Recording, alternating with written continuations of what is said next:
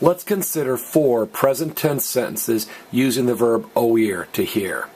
How are we going to remember that oír is to hear? Well, everybody say, I hear with my ear. Everybody, I hear with my ear. To hear is oír. Go. To hear is oír.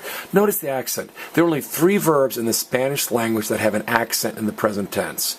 Oír, which we see here, estar, and saber, the yo form of saber is say. So realize it's very, very unusual to have an accent on a present tense verb in Spanish. Let's go through these. Number 1, I hear the music. Yo oigo la música. Yo oigo la música. Number 2, Paco hears the noise too.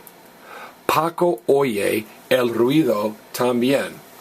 Paco oye el ruido también. Number 3, they hear him.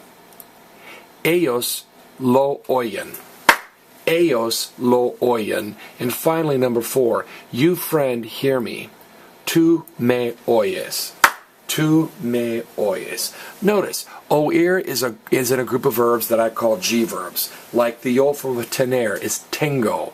The yo form of poner is pongo. The yo form of hacer is hago. Traer, trigo. Salir, salgo. There are a bunch of them. So notice, what's the only form of oír that has a G? The yo form. Oigo. Notice the accent mark. This says, hey, don't stress the I, don't stress the next to last vowel, and say música, stress this vowel. So remember, an accent mark says, don't stress the next to last vowel, stress me. How are we going to remember that ruido is noise? Well, it's really rude to make noise. It's really rude to make noise.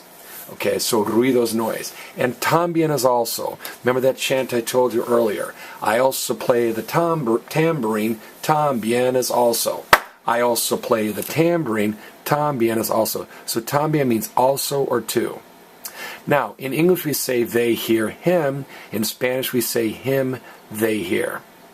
And finally, you hear me is tú me oyes. It looks like, oh yes.